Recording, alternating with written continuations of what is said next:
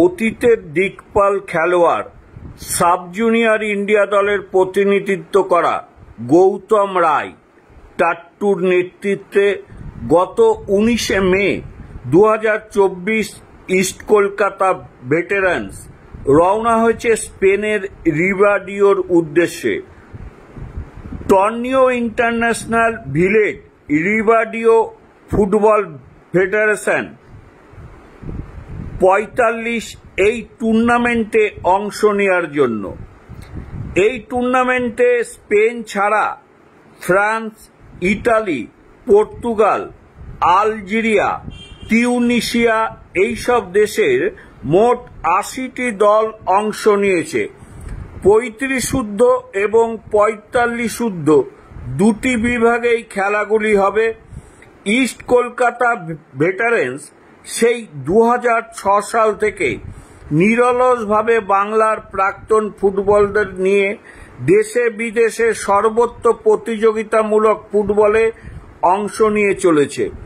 এই সুদীর্ঘ সময়কালে Malaysia, Brunei, Thailand, Sri Lanka, Nepal, Bangladesh যেমন খেলেছে, জিতেছে, তেমনি অংশ নিয়েছে দেশের প্রায় সকল প্রান্তে বিভিন্ন টুর্নামেন্টে, যার মধ্যে পড়ে মণিপুর, কোলাপুর, গৌহাটি, মুম্বাই, চেন্নাই, কোয়েম্বাটুর, কালিম্পং ইত্যাদি।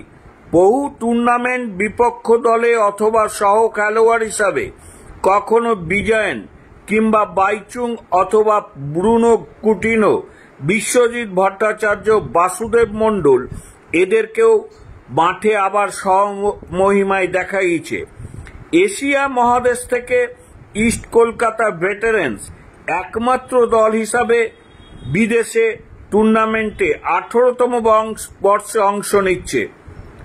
20 জনের দলে যারা রয়েছেন তাদের মধ্যে উল্লেখযোগ্য হল গৌতম রায়, শেখ সিকান্দার, বিজয় পাল, অলোক দে, সমীর নন্দী, রঞ্জন সরকার, পিয়াল মুখোপাধ্যায়, দেবকুমার সাসমাল প্রমুখ।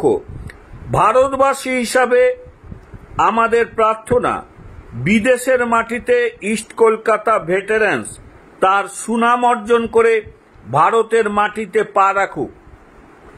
আপনারা এই চ্যানেলের মাধ্যমে দেখতে পাচ্ছেন বিদেশের সেই স্টেডিয়াম। সেই স্টেডিয়ামে ক্লাবের সমস্ত ট্রফিগুলো সারিবদ্ধভাবে সাজানো রয়েছে এবং স্টেডিয়ামের ভিতরেই দেখতে পাচ্ছেন চলন্ত সিঁড়ি। আপনারা সেই ট্রফিগুলো দেখতে পাচ্ছেন এবং এই স্টেডিয়ামের ভিতরেই চলন্ত সিঁড়ি। সেই চলন্ত সিঁড়ি বেয়ে স্টেডিয়ামের উপরে যাচ্ছেন খেলোয়াড়রা, আবার কেউ কেউ মাঠ থেকে ফিরে এসে এই চলন্ত সিঁড়ি দিয়ে বাইরের দিকে এগিয়ে আসছেন। সেই চিত্র আপনারা দেখতে পাচ্ছেন আমাদের চ্যানেলে।